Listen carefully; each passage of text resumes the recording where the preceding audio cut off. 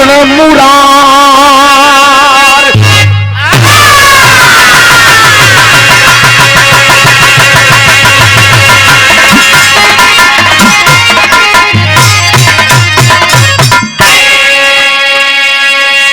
डटे हैं देवा ने तलवार, अरे बिरवा समर बीच मझार।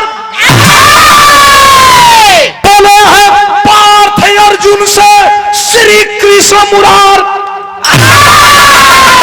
तपू भैया अब एकदम मंच पे बोल चलना हो, रुक जा भैया प्लीज, भैया बड़का भैया मालिक मालिक तनी सुन ले जान, तनी बोलब जा कब हमार कहानी समझ ले जा। घरे आदमी बतियाव चलिए के मदे कहेंगे बड़ा बढ़िया कहानी गइलस तब्बे सुधीर का और खुशी का बिरहा गावल सार्थक होई। मैं तो आदमी कहा कि खाली हिलैलो हंस कुछ गइलो हंस ना, तो हमन का कुल गावल बजावल बेकार हो जाई। दो पैसा हमन के कम दिया लोग, लेकिन बिरहवा सुन ला लोग। भैया हो डटे समर बीच मझार, बिरवा तेगा ले तलवार। बोले हैं पार्थ अर्जुन से श्री कृष्ण मझार। अर्जुन भैया भैया भैया भैया गाय भूला लिया का भैया मान न जाए भैया भैया ए भैया। भगवान श्री कृष्ण महाभारत का लड़ाई, महाभारत का लड़ाई यहाँ जितना लोग बैठल बाड़न उतना लोग जानत बाड़न, पढ़ले बाड़न।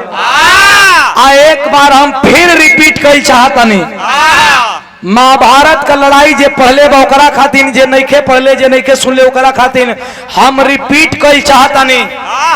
इतना यूट्यूबर भाई लोग जुटल बा, इतना यूट्यूबर भाई लोग जुटल बा, हम रिपीट कई चाहतनी कि भगवान श्री कृष्ण से बड़ा कथावाचक इस धरती पे कोई पैदा नहीं हुआ।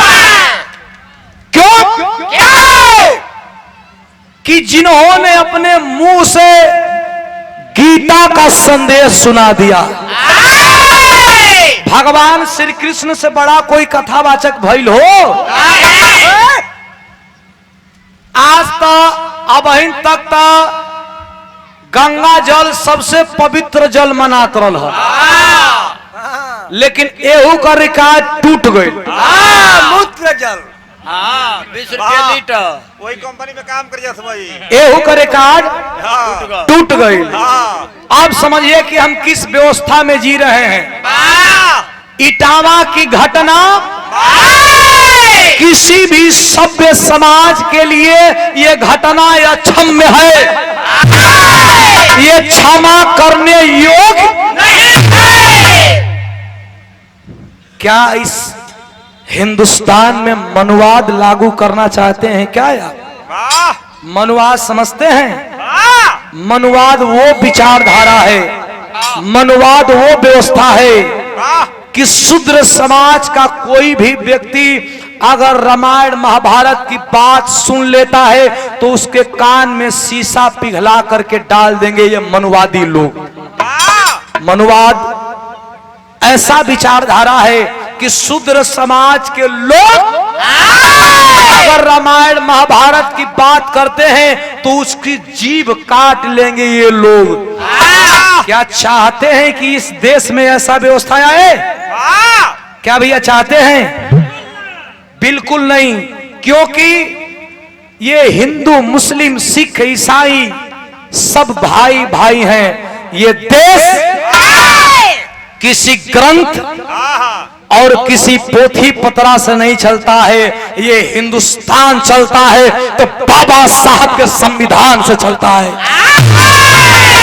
और बाबा साहब के संविधान पे जिस दिन आंच आएगा, भले देश में गृह युद्ध छिड़ जाए, मनुवादियों को ईंट का जवाब पत्थर से दिया जाएगा। भगवान श्री कृष्ण यथार्थ गीता में स्वयं बोले हैं कि मेरे वर्णों के हिसाब से कोई भी व्यक्ति अगर बुद्धिमान हो, कोई भी व्यक्ति अगर उसका कर्म बढ़िया हो तो वो अपना गीता का पाठ कर सकता है, पूजा पाठ कर सकता है। अगर चमार में विद्वान बा, चमार में बढ़िया पढ़े लिखे वाला बा तो वो गीता का पाठ कर सकेला। अहिर में बढ़िया पढ़े लिखे वाला बा तो अहिर भी गीता का पाठ कर सकेला। वो कोनो न जाति बतैले बाड़ा न कोनो धर्म बतैले बाड़ा, कोनो जाति पाति नहीं खे। ब्राह्मण मतलब क्या है? जो ब्रह्म को जान गया वही ब्राह्मण है। बिरहा जगत में पंडित परशुराम यादव जी, जिन्हें पंडित की उपाधि दी गई, जाति से यादव थे लेकिन उतना बड़ा विद्वान अभी बिरहा में कोई पैदा नहीं हुआ, इसलिए उन्हें ब्राह्मण पंडित परशुराम यादव जी कहा गया। स्वर्गीय पंडित परशुराम यादव जी जब आज स्वर्ग से देखते होंगे तो उनका भी आत्मा कांप रहा होगा। लेकिन आइए महाभारत, हम बोलत एकरा पर रतिया भर बोलत रह जाए, दिनवा भर बोलत रह जाए। एक बेरी चालू भाई हमारा किताब देख के बोले ही कि नहीं खे, हम बोले लगा, लेकिन बिरहा सुनावत है। बीच बीच में जहां मिली तहां हुए जलवा छिड़क देव, जौन जलवा 20 रुपया लीटर भइल बा, मुतनी भौजी वाला जलवा। बाप रे बाप। अरे हमारा के हमारे टेरिहा एगो बाना, ये कहला हमसे कि भैया हम तोरा में टेरी ना बोल। हम कहली का है, काहे टेरी बोलबा भैया, हम पैसा तो के देते हैं, गाड़ी भाड़ा देते हैं, काहे टेरी बोलबा।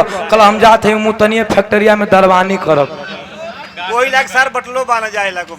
हम कहले धन्य भाई, ऐसा आदमी बाना।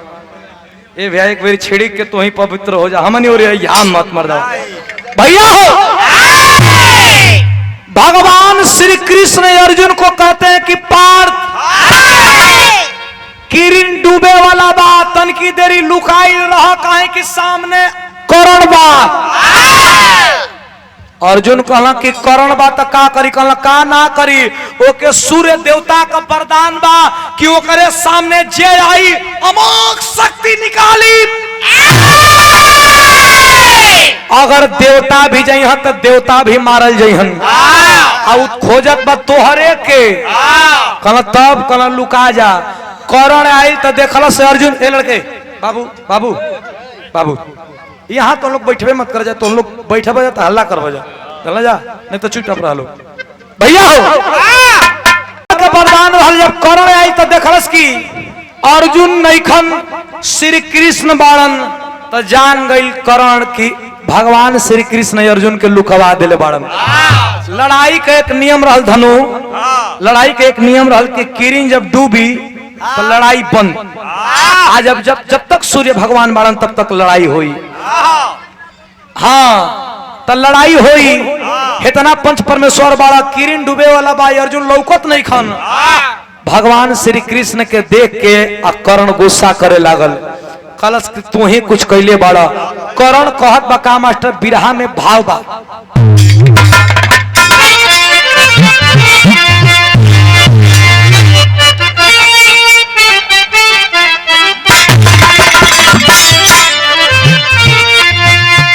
कलश की अर्जुन ना लड़िहन, उनका माई दूध दूध नहीं खी पियले का। अर्जुन नीचे वाले कहला काहे प्रभु गरियो सुने को होई का, कहला जाए हमारे 5-10 मिनट में किरण डूब जाई, चुप रहा का। कहला मास्टर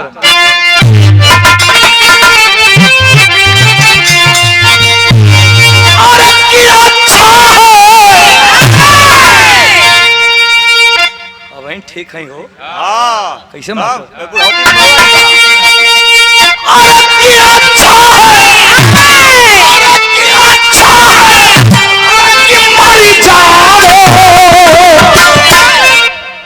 बेकारी के जीने से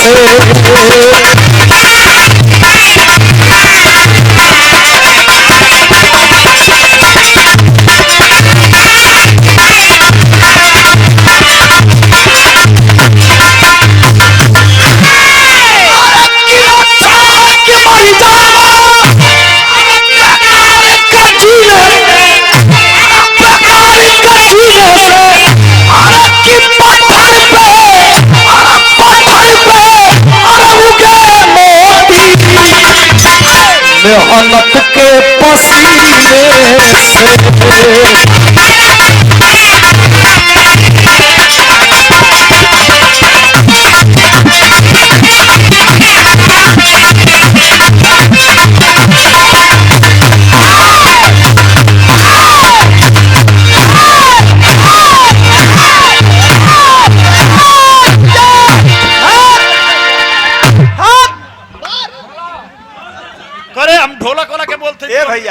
एकरा के भेदा पनिया बेचे के होके दरबानी करे का तोर पाहुन हुआ ढोलकिया वाला। अरे यार तुम लोग का हो जो समझ में ना आप तो सुना छिड़कम ना एक घोट पिया दे।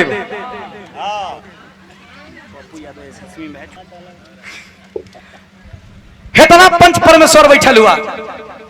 अच्छा है कि मर जाओ बेकार के, अब पत्थर पे उगे मोती मेहनत के पसीने से। भगवान श्री कृष्ण अर्जुन के बचैलन, तब तक किरनिया डूब गई। करण कलश जब किरनिया डूब गई तो अर्जुन निकल गिलन। करण देखलस तो जैसे किरवा मुड़ी पटक के रह जाला, वही तरह मुड़ी पटक के रह गई कि भगवान ने लुकवैले रहे, किरनिया डूबते निकाल दलन। कलश जरूर कबो मौका आई। पांचों पांडव विचार करे लगलन कि मर्दे बड़का बड़का पीरन के हमन मार दे जला। लेकिन करण कैसे मराई? भगवान श्री कृष्ण कहला कि करणों मराई। एगो उपाय करतानी। भगवान श्री कृष्ण भीम को लइका के बोलेला, इतना भैया लोग विराज सुनतनी। भगवान श्री कृष्ण भीम को लइका के बोलेला। भीम को लइका का का नाम बा? घटोत्कच। पांचों पांडवों के जब वनवास भई रहल तो वही घड़ी घटोत्कच हिडिंबा से विवाह कैले रहा भीम। जब घटोत्कच आयल तो घटोत्कच मायावी रहल, चाहे तो चींटी जैसन रूप बना ले और चाहे तो पर्वत जैसन रूप बना ले, छोट भी हो जाए या बड़ भी हो जाए। भगवान श्री कृष्ण को बुलावा पर जब घटोत्कच आयल तो पांचों पांडवों में कहीं दुख बा कहीं सुख बा। अर्जुन भीम युधिष्ठिर सब लोग खुश बा करी। तब पहाड़ नियन लइकवा भीम कबा अगर ई लड़ी ना खाली एक हक बेरी अपन सुत जाई तो कई हजार कुल मर जइहन। लेकिन नकुल सहदेव जाके भगवान श्री कृष्ण के सामने लगना रोवे। भगवान कहला काहे रोवत हो भाई? कहला रोवत यही बदे हई जा कि भीम हमनी में सबसे बड़ियार हुन, हमनों को भोजन मार के हमनी के खा घलेलन। उन्हों से बड़ियार उनका लइका आ गई। हमन लड़ाई जीतल जाई कि हारल जाई, लेकिन बाप बेटा खैला बिना मुआ दिया सब भाई। अर्जुन परिचय लगलन करावे। ए बेटा घटोत्कच, हाय तोर चच्चा हमन, हाय तोर बड़का पापा हमन, जेठरी माई है, बड़की माई। बड़कियों माई हो जाई हैं। अरे वह जेठरी कहाली ना। कहला कि ओ के तकला कि द्रौपदी तोहार बड़की माई है। लइकवा चारू ओर खोजत बा, सबसे मिल रहलस, लेकिन वो खोजत बा केकरा के? अभिमन्यु के। अभिमन्यु जब नइखा लौकत तो लइका सवाल करता कि अभिमन्यु कहाँ है? अर्जुन जवाब देत पाला बिरहा में तरज बा मास्टर।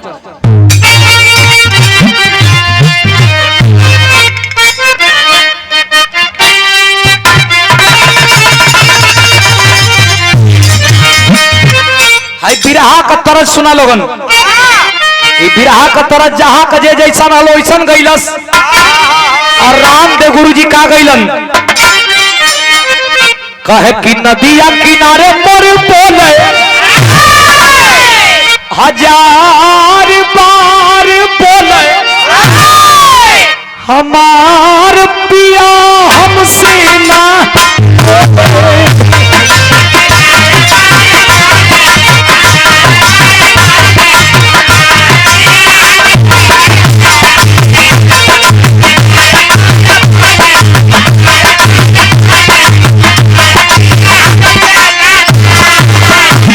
बुल्लू गुरु जी गावे सारिया का कि अरे मोरे राम जागा जागा भोले बाबा कहा गंगा जी के तनो नहइबो। अरे गंगा जी के तनो नहइबो पत्थर तिरिया ना पैबो।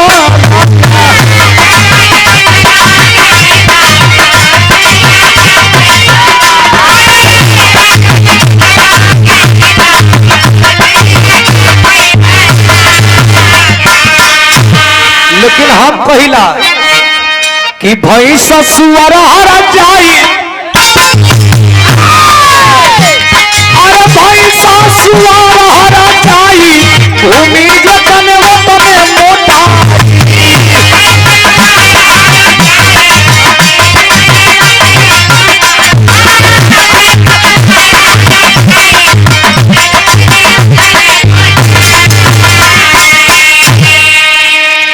अभिमन्यु के विषय में बार बार घटोत्कच पूछत बतनी और उठी अभी तो 100-200 दे के अपनी नाम बुलवा ला, प्रचार करवा ला भैया तू।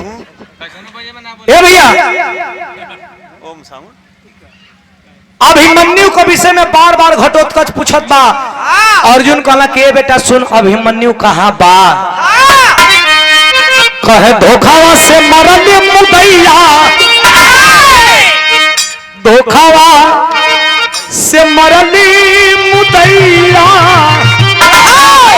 अभिमन भैया तोहर। ए बेटा अभिमन्यु 6 फाटक का जानकारी ले ले रहे चक्रव्यूह का, लेकिन 7वां फाटक में धोखा से मारल गई। बेटा अभिमन्यु कहाँ बा सुन, बोले घटोत्कच भाई ले अमर चक्रव्यूह में फंस गई।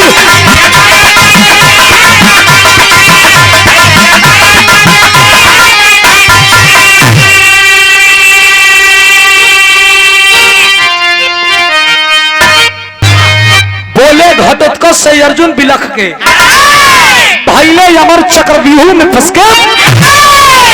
धोखावा से मरले मुदैया, महाभारत का लड़ाई तो बड़ा साफ साफ होत रहल, लेकिन अभिमन्यु के चक्रव्यूह में फंसा के धोखा से मरना लोगन। धोखा चालू हो गया, ओई दिन से धोखा चालू हो गई। घटोत्कच कलश की मरा गई, हमार भाई मरा गई, कल हाँ मरा गई। आंख लाल लाल करके घटोत्कच कहता है कि हमार बाप भीम का भुजा में 60,000 हाथी का बल,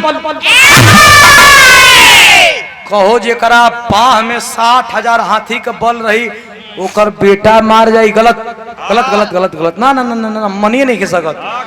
हाई अर्जुन के लोग कहला कि इनसे बड़ा धनुर्धरी धरती पर कोई पैदा नहीं खे, आई हो इनकर लइका मारल गइल बा। गलत गलत गलत गलत, हम काहे ना बोलैला लोगन विधा में तरज लगत बा स्वर्गीय रामदेव गुरु जी के तरज। हम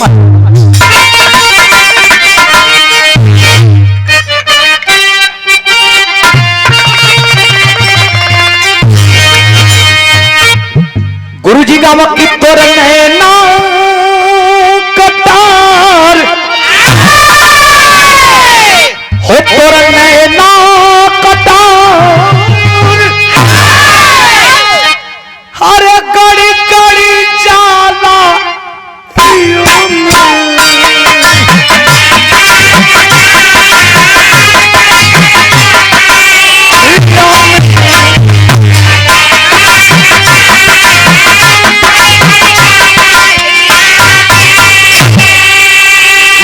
यही के बुल्लू गुरु जी गाँव कहा कि बुढ़ावा बेईमान, बुढ़ावा बेईमान, अरे मांग करैली का चोखा।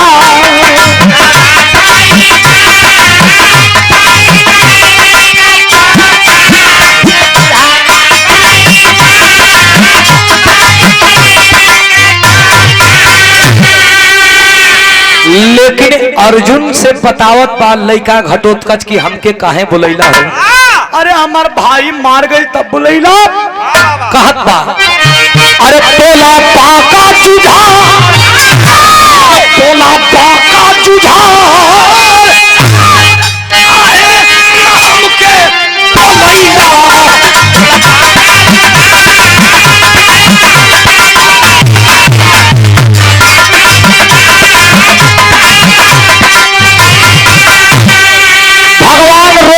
कला तू ढेर नेता बनत हुआ, बड़ बड़ वीर मारल गिलन, तू अइला हल लड़े बदे तो अपने 5 पांडव बाप के चापत हुआ। अरे जेकर समय होला ओके जाए के होला। सुनो हमार बात के, का कहे मास्टर।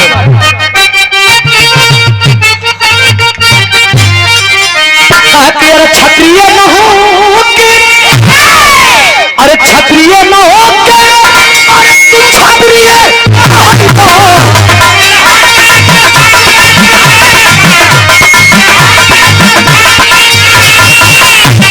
अरे जब तू सामरिया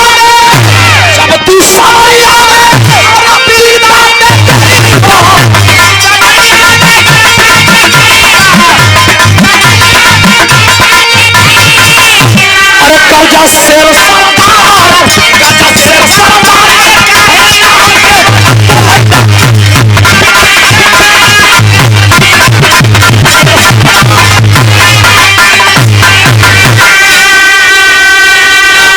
लइका कलश के बाबूजी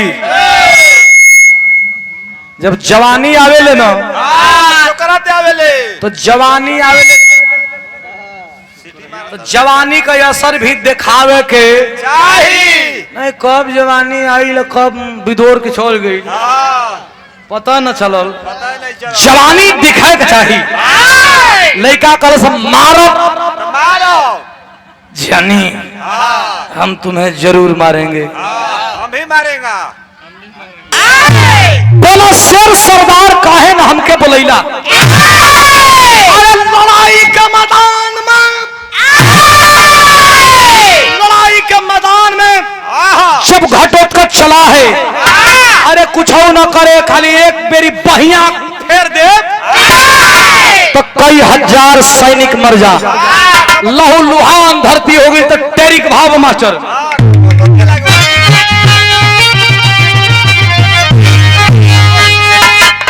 अरे मेरे राम लहू से धरती लाल हो गई, लहू से बतावल कर भाई। अरे लाशों की रण में ढेरी मच गई, अरे गरजे गरजे पीर घटोत्कच खाए नहीं है तेरी।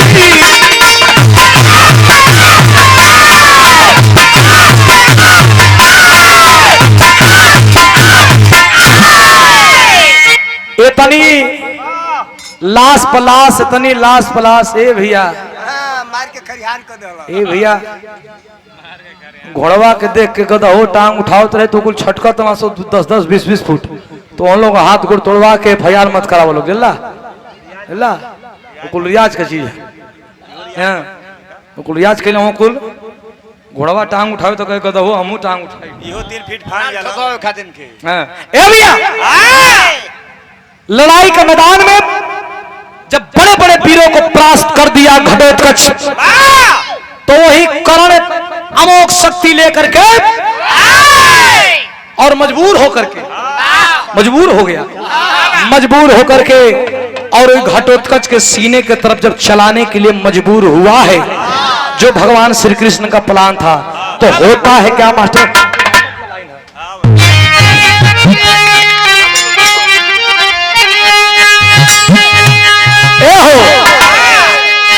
दिवस हुआ दान पीर मरने बा,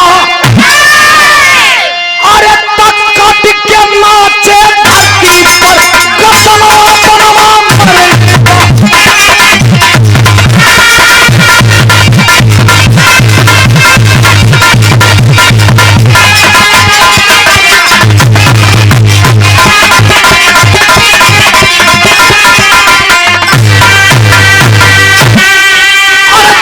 दुर्योधन मगन हुआ, सोच में डूबल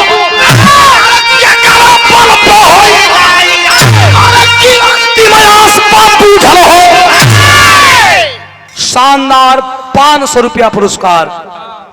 ए कन्हैया राजभर बाबा तर पुरस्कार कोट कोट प्रणाम धन्यवाद आशीर्वाद की कामना हो।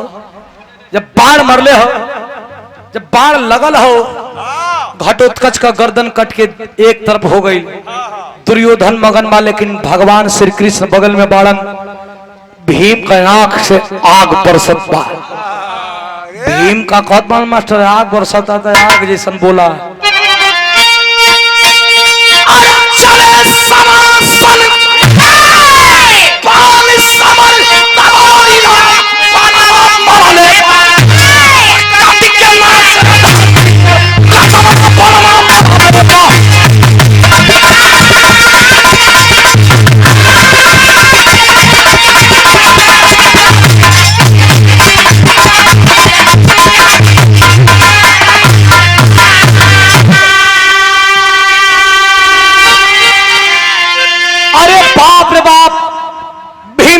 गुस्सा में लाल, हमार बेटा मारल गई, अर्जुन का बेटा अभिमन्यु मारल गई, अब लड़ाई ऐसे ना हुई, अब जैसा को तैसा जवाब दिया जाएगा। अगला दिन लड़ाई के मैदान में भगवान श्री कृष्ण अर्जुन से कहते हैं, पार्थ क्या पूरा खानदान को खा जाओगे तब मानोगे क्या? ये कैसा लड़ाई लड़ रहे हो कि तेरा बेटा मारा गया, भीम का बेटा मारा गया, लड़ना है तो रुतबा और शान शौकत बचा के लड़। गांडी उधारी अर्जुन कहता है, तेरे बाण के सामने बड़े बड़े सुरमा और सरदार नतमस्तक हो जाते हैं, क्या लड़ता है तू रे? गुस्सा में लाल हो गया अर्जुन भी। अगले दिन की लड़ाई की भाव भंगिमा क्या है मास्टर? कानपुर लग जा।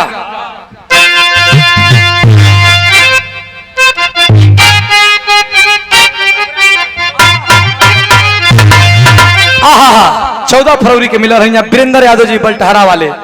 अंतिम लड़ाई हो रही है, एक तरफ कर्ण खड़ा है, एक तरफ अर्जुन खड़ा है। जब चले हैं लोग लड़ने के लिए तो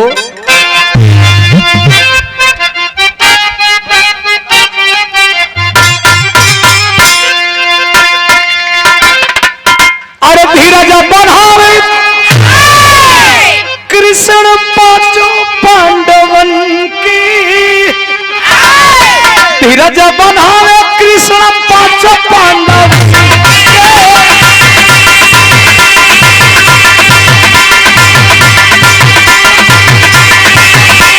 अरे कर्ण अर्जुन छिड़क संग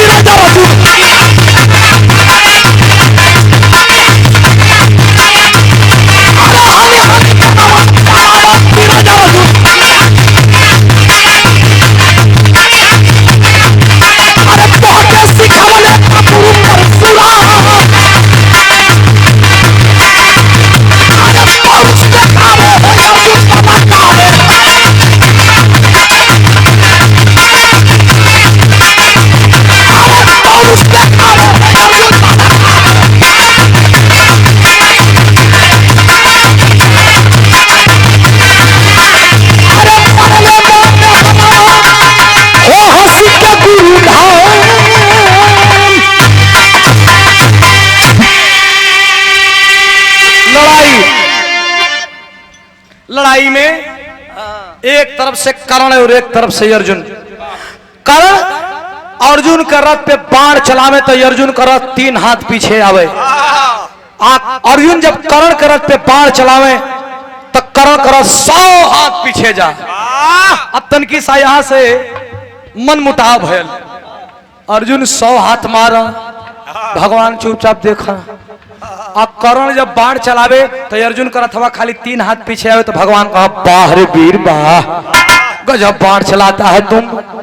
अर्जुन कहे, महाराज हम 100 हाथ मारा थे, रुआ एको बेरी नहीं बोलो, और दुश्मन हमारे 3 हाथ मारा था, वो कह रुआ कहता नहीं वाह रे वीर वाह। कहला नहीं ठीक लड़ रहे हो, फिर मारो। अर्जुन गुस्सा में मरल, फिर कर्ण का रथवा 100 हाथ पीछे गई। भगवान और ताकत हो, भगवान कुछ बोलता नहीं। आ कर्ण जब अर्जुन के मारत बा, अर्जुन का रथवा 3 हाथ पीछे जा तो भगवान कहा, गजब, अरे हमने तो ऐसा बाण चलाने वाला देखा ही नहीं।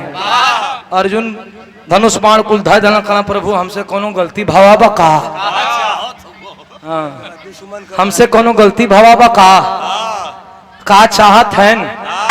कहना कुछ चाहत ना है, कर तो से बड़ियार बा। कहना कैसे बड़ियार बा? कहना सुना, भगवान श्री कृष्ण से अर्जुन कहला कि 100 हाथ बेसी है कि 3 हाथ कैसे पड़ी यार बा? कहला ये पार्थ 100 हाथ 3 हाथ का आंकड़ा लगाओ तो सुनो, तीनों लोगों का भार लेकर के तोहरे रथ पे हम स्वयं बैठल बनी नारायण। ये तनिए नहीं, तोहरे रथ का ध्वजा पर वीर बलि हनुमान पूरा अपने गदा का भार लेके बैठल बड़ा। ये तना वजन हुइला के बाद भी तोहर 3 हाथ पीछे रथ जात बा। अगर हमनी ना रहती जा तब बतान रोक में चल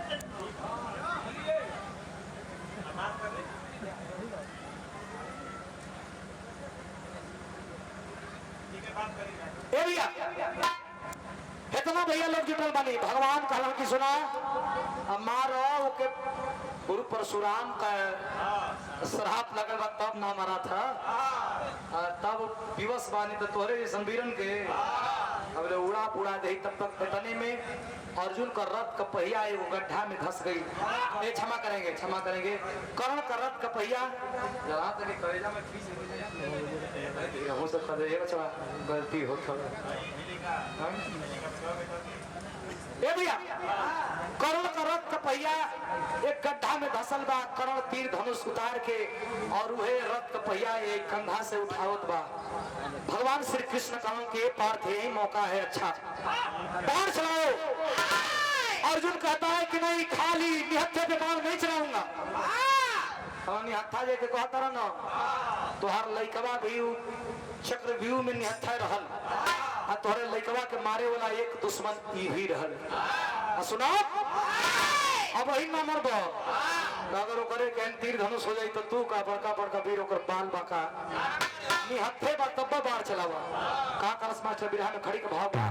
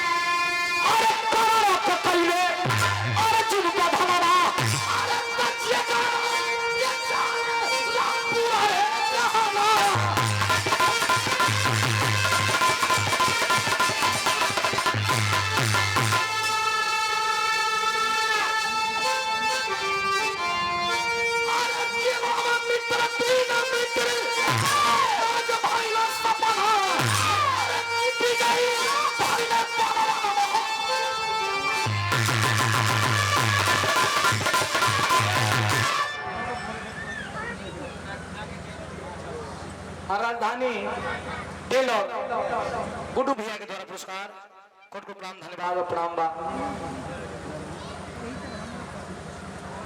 हमारे मंटू भैया बिहार के बहुत सुंदर ढोलक वादक, उनके पिताजी मेमोरी भर गए पूर्व प्रधान बब्बन बाबूजी अपने बहुत बड़ा नाम ले लिया। बिहार के भगवान स्वर्गीय रामदेव गुरुजी, न कोई रामदेव गुरुजी होगा, न कोई बुल्लू गुरुजी होगा, और ना ही कोई हमारे उस्ताद आदरणीय विजय लाल यादव होगा, और ना ही कोई ओम प्रकाश यादव होगा। ये लोग न कोई परशुराम गुरुजी होगा। हम सच बताएं तो स्वर्गीय रामदेव गुरुजी, स्वर्गीय बुल्लू गुरुजी, हमारे गुरुजी विजय लाल गुरुजी, इन लोगों का नाम लेकर के हम लोगों की रोजी रोटी चल रही।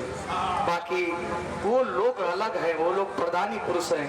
उन्होंने वो मेहनत किया है जो आज के जनरेशन में किसी भी कलाकार से उन्हें मेहनत भी नहीं होगा, अनो तपस्या होगा।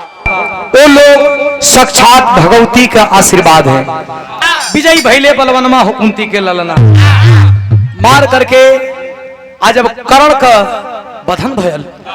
अरे बाप रे बाप, कर्ण का जब बधन भयल तब तो लड़ाई क्लियर भइल कि अब लगत है कि पांचों पांडव आए भैया। अच्छा यो करेगा का ए भैया कर्ण मरने वाला था, करा रहा था, तब तक कृष्ण भगवान अर्जुन को देखते हैं तो एगो पखुरवा चढ़े लागल। कहला भगवान श्री कृष्ण की लागत कि अर्जुन के घमंड हो गई। कहला ए अर्जुन तोर बाँ फरकता, कहला कि बाँ ए से फरकता। सुनो ये कृष्ण बाँ ए से फरकता कि मार पुल बांधत ल कि कर्ण ये है वाह है ये है ये मरले हैं लोटा था ये महाराज। कहला बस बस ये है घमंड। कहला 2 मिनट में हम घमंड तोड़ दे। कहला हमारा घमंड थोड़ा बैठ हम तो सच्चाई कहता नहीं। कहला रुका रुका 2 मिनट। भगवान श्री कृष्ण एक ब्राह्मण का रूप धारण कैल और कर्ण के भी ब्राह्मण को रूप बनवैल, अर्जुन के भी ब्राह्मण के रूप धारण करा के कर्ण के पास लेके गइलन। कर्ण से कहलन कि हमके भिक्षा चाहिए। कर्ण कहा कि हमारे पास देने के लिए कुछ है हुए। भगवान कहते हैं कि तुम्हारे पास देने के लिए तुम्हारा सोना का दांत है लेकिन तुम देना नहीं चाहते हो। कर्ण कहता है कि हाँ मेरा सोने का दांत है लेकिन ये टूटेगा कैसे, कोई पत्थर लाओ। भगवान कहते हैं कि मैं तेरे यहाँ गुलामी करने नहीं आया हूँ।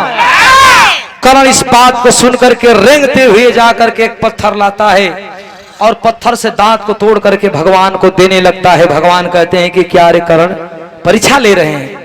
कर्ण को नहीं पता है कि भगवान श्री कृष्ण है। भगवान कहते हैं क्या रे कर्ण तुमको कोई नहीं बताया कि ब्राह्मण को जूठा दान नहीं दिया जाता, ब्राह्मण को तो जूठा दान दे रहा है। कर्ण जब सुना कि दांत धोना है तो बोला कि मेरी तीर धनुष कहीं पड़ी होगी ला दो। ब्राह्मण ला दो। भगवान फिर मना कर देते हैं लेकिन कर्ण फिर जाकर के तीर धनुष लेकर के धरती में छेद करके पानी से दांत को धो करके देता है। भगवान श्री कृष्ण परीक्षा में जब सफल कर लिए कर्ण को तो वरदान मांगने के लिए कहते हैं। जब भगवान श्री कृष्ण को कर्ण देखा तो कहा कि आप ही थे, हमको इतना तड़पा रहे थे और हमसे परीक्षा ले रहे थे। भगवान कहते हैं मांग ले कुछ वरदान। भगवान से कहता है कि मैं हम जियत बनी तो कहीं इज्जते ना मिलो। कहला कैसन बात बा। कहलस के हमारे जब जन्म भइल तो हमार माई कुंवार रहे, माई का हमार बियाह ना भय रहे तब हमार जन्म हो गई। जियते जीत हम सम्मान ना पैली। मरद का हमारा अगर लाश जरई है तो कुंवार जगह पर जरई है। भगवान तथास्तु कह के चल दिलन। कर्ण जब मर गई तो लसिया लेके खोजे लगना पूरा देश में, कहीं कुंवार जगह ये नहीं थी। भगवान बड़ा फेवा में पड़ल। भगवान कर्ण का लाश के लेके गुजरात का ताप्ती नदी के किनारे अलन और ताप्ती नदी का किनारे सुई का नोक भर जमीन मिलल। कर्ण का लाश उतना बड़, सुई का नोक भर जमीन, इतनी कैसे दिहल वरदान पूरा हुई। भगवान नारायणी अवतार में हो करके एक सुई मंगवाते हैं, उतना सुई के नोक भर जमीन जो पवित्र रहा, कुंवार रहल, जहाँ केहू जरल मरल ना रहल। पूरा देशवे में केहू न केहू जरल मरल रहल, खाली सुई के नोक भर जमीन बचल रहल। एक सुई गड़वैलन आ सुई के ऊपर अपन हाथ रखलन, हाथ के ऊपर चिता सजवैलन और चिता के ऊपर कर्ण का लसिया रख के जला दहलन आ दिहल वरदान पूरा कैलन। बोलिए वृंदावन बिहारी लाल की। दिहल वरदान पूरा कैलन। तब मास्टर भवा का गुरु बिहारी गुरु